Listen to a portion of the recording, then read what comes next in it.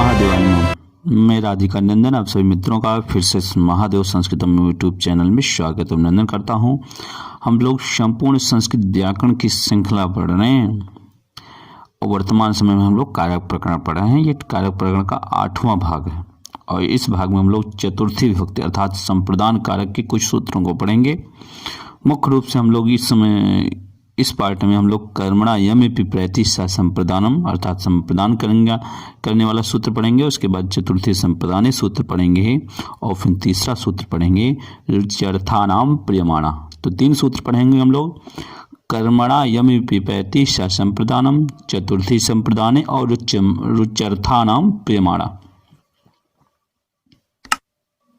Slide में आपको दिख रहा होगा चतुर्थी विभक्ति बेकट में है संप्रदान कारक। चतुर्थी विभक्ति संप्रदान कारक देख लें। यहाँ पे ये संप्रदान कारक में चूंकि चतुर्थी विभक्ति लगता है इसलिए हम लोग इसको चाहे चतुर्थी विभक्ति बोलें चाहे संप्रदान कारक बोलें, बात एक ही है। अब संप्रदान कारक करने वाला या संप्रदान संज्ञा कारक करने वाला सूत्र है कर्मणा यम विप्रैति सा संप्रदानम।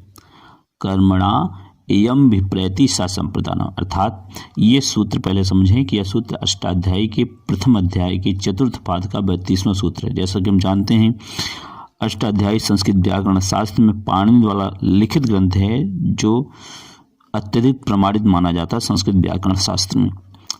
तो उसमें जो पहला अध्याय है उसमें 8 अध्याय है, जिसमें पहला अध्याय में संज्ञा प्रकरण दिया गया है। तो उसी अध्याय का ये प्रथम अध्याय के चतुर्थ पाद का 32वां सूत्र है कर्मणा यम विप्रैति सा संप्रदानम। ये कहता है यदि देखें तो वह संप्रदान है, सा संप्रदानम मतलब वह संप्रदान है। यम अभिप्रैति जिसको अभिप्रेत करता है अर्थात जिसको प्रसन्न करता है, जिसको कुछ देता है वह संप्रदान होता है। और किसके द्वारा देता है बोले कर्मणा कर्म के द्वारा। कर्ता अपने कर्म के द्वारा जिसको प्रसन्न करता है अथवा जिसको कुछ देता है उसकी संप्रदान संज्ञा होती है। इतना समझिए इस सूत्र में यही कहता है कि कर्मणा यम विप्रैति कर्म के द्वारा यम जिसे अभिप्रेत किया जाए, जिसे प्रसन्न किया जाए, जिसे खुश किया जाए, जिसे संतुष्ट किया जाए वह संप्रदान है। कर्म के द्वारा कर्मणा अर्थात अपने कार्य कर्म के द्वारा जिसे प्रसन्न किया जाए वह संप्रदान है। तो कौन प्रसन्न करे तो जो कर्ता अपने क्रिया कर्म के द्वारा जिसे कुछ दे वो उसकी संप्रदान संज्ञा होती है। आइए इसका अर्थ देखें तो कर्ता वो किस कर्म के द्वारा तो दान कर्म के द्वारा। कर्ता दान कर्म के द्वारा देखिए यहाँ पे कर्ता दान कर्म के द्वारा जिससे अभिप्रेत करता है अर्थात कर्ता जिससे कुछ देता है या जिसके लिए कुछ करता है वह संप्रदान कहलाता है। कर्ता अपने दान कर्म के द्वारा जिसे अभिप्रेत करता है अर्थात जिस कर्ता जिसे कुछ देता है या जिसके द्वारा कुछ करता है वह संप्रदान कहलाता है। संप्रदान अब देखिए वो संप्रदान करता है तो ये सिर्फ ये इतना हुआ, फिर समझ लें कर्ता अपने दान कर्म क्रिया के द्वारा जिसे अभिप्रेत करता है अर्थात कर्ता जिसे कुछ देता है, जिसके लिए कुछ करता है वह संप्रदान कहलाता है।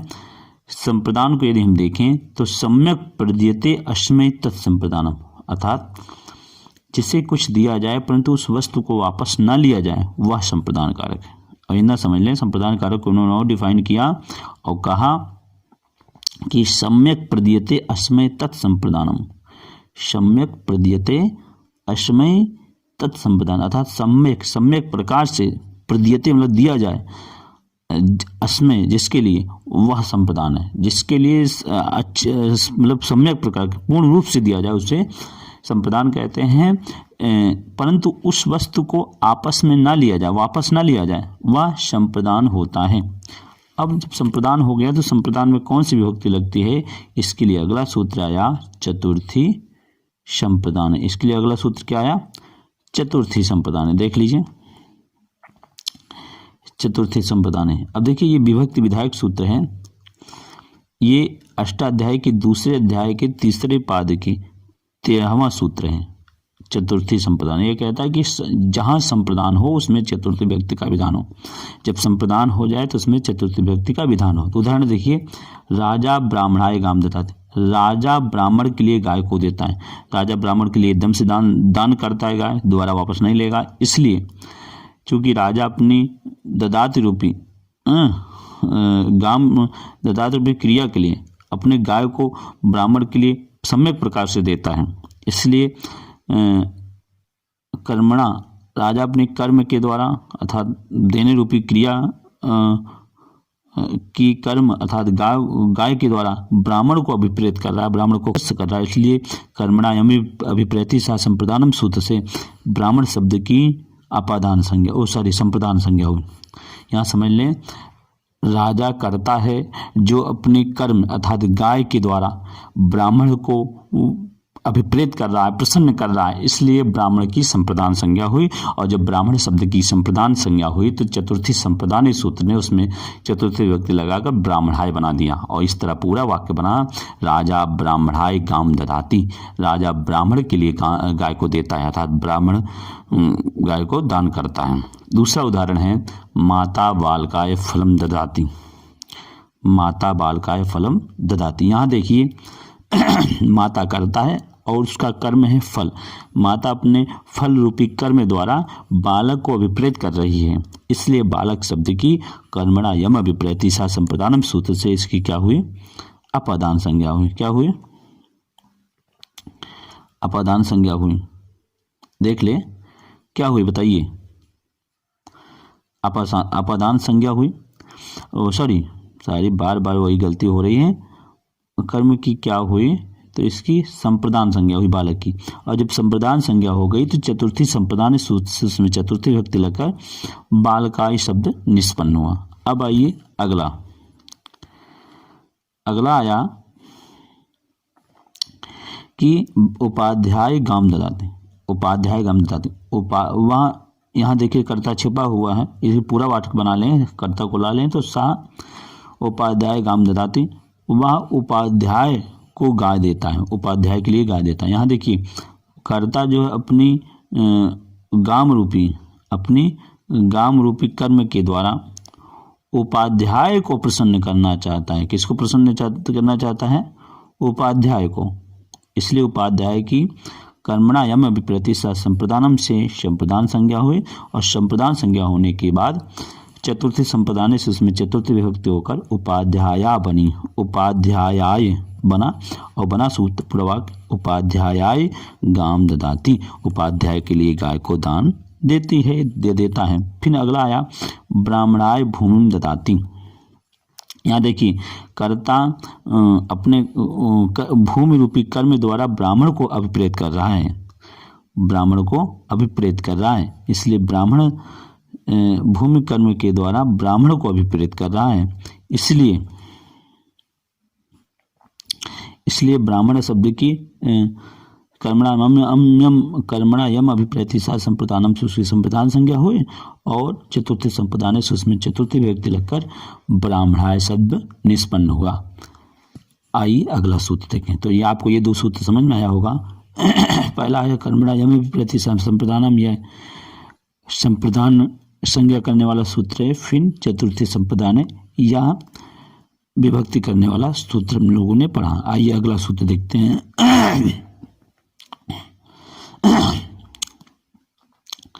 अलग सूत्र है रुच्यर्थानाम प्रेमाणा। रुच्यर्थानाम प्रेमाणा। देखिए ये है रुच्यर्थानाम, रुच्य अर्थानाम अर्थात रुच्य और इसके इसी अर्थ वाली अन्य धातुओं के प्रेमाणा अर्थात जिसको प्रिय हो उसमें चतुर्थी विभक्ति का विधान हो। ये समझ लें कि रुच्यर्थानाम प्रेमाणा ये कहता है कि रुच्य और अर्थानाम अर्थात रुच्य धातु और इसी अर्थ वाले अन्य धातुओं के प्रयोग में जो प्रियमाणा है अर्थात जो प्रसन्न होता है उसकी संप्रदान संज्ञा होती है और चतुर्थी संप्रदान सूत्र से उसमें चतुर्थी विभक्ति लगती। अब देखिए रुच्यर्थानाम प्रियमाणा सूत्र अष्टाध्यायी के प्रथम अध्याय के चतुर्थ पाद का 33वां सूत्र, ये संप्रदान संज्ञा करने वाला सूत्र है। अब देखिए इसको फिर समझ लें। रुच्यर्थानाम प्रियमाणा, रुच्य और इसी अर्थ वाली अन्य धातुओं के प्रयोग में जो प्रियमाण है अर्थात जो प्रसन्न होता है, जो प्रसन्न होता है उसकी क्या होती है? संप्रदान संज्ञा होती है। अब इसका अर्थ देख लें तो रुच्य रुच अर्थात अच्छा लगना या प्रसन्न आना, इसका अर्थ होता है रुच का। तथा इसी अर्थ की अन्य धातुओं के प्रयोग में जो प्रियमाण अर्थात जो प्रसन्न होता है या जिसको प्रसन्न होता है उस कारक की संप्रदान संज्ञा होती है और उसमें चतुर्थी विभक्ति का विधान होता है। अब देखिए उदाहरण के माध्यम से इसको और अच्छे समझेंगे हम लोग। उदाहरण है हरे रोचते भक्ति, हरे रोचते भक्ति। देखिए यहाँ रुच धातु का प्रयोग है और रुच धातु के कारण कौन प्रसन्न हो रहा है, तो हरि प्रसन्न हो रहा है। इसलिए रुच्यर्था नाम प्रियमाणा चतुर्थी, रुच्यर्था नाम प्रियमाणा सूत्र से चूंकि प्रिय कौन हो रहा है, प्रसन्न कौन हो रहा है, तो हरि हो रहा है, उसकी संप्रदान संज्ञा हुई और संप्रदान होने के बाद चतुर्थी संप्रदान सूत्र से हरि शब्द में चतुर्थी भक्ति का विधान हुआ और लगा हरे, हरे रोचते भक्ति, हरि को भक्ति अच्छी लगती है। और दूसरा उदाहरण है सुरेशाई दुग्धम रोचते।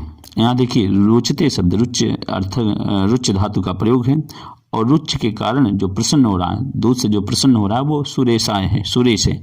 इसलिए रुच्यर्था प्रियमाणा चतुर्थी से यहाँ पर चूंकि सुरेश जो है प्रियमाण हो रहा है रुच धातु के कारण, इसलिए उसकी संप्रदान संज्ञा हुई और संप्रदान होने के बाद चतुर्थी संप्रदान सूत्र से उसमें चतुर्थी विभक्ति का विधान होकर सुरेशाय बना और इस तरह पूरा सेंटेंस बन गया सुरेशाय दुग्धम रोचते, सुरेश को दूध अच्छा लगता है।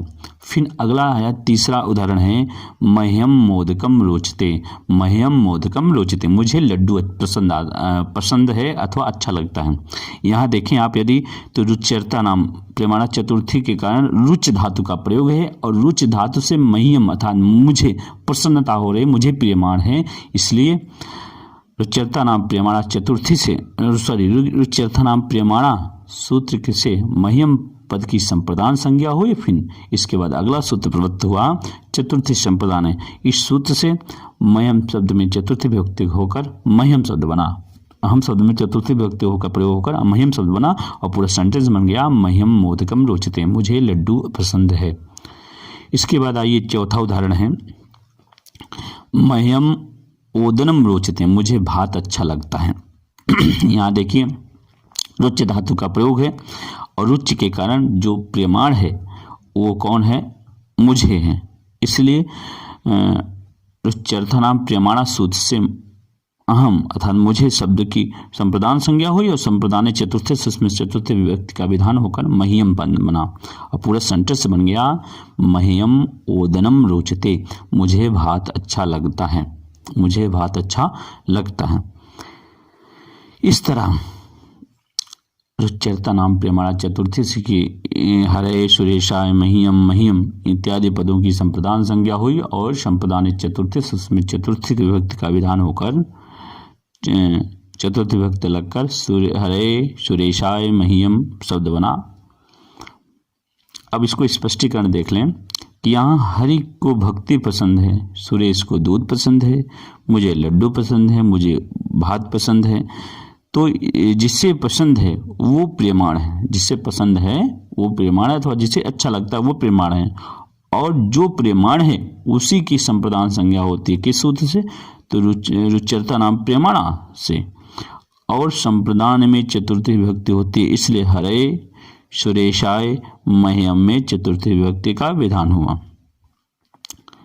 तो उम्मीद है वीडियो आपको पसंद आया होगा। यदि वीडियो पसंद आया तो चैनल को लाइक करें, सब्सक्राइब करें, शेयर करें और हम लोग नेक्स्ट वीडियो में शीघ्र ही नए सूत्र से एक साथ मिलते हैं। तब तक के लिए महादेवाय नमः।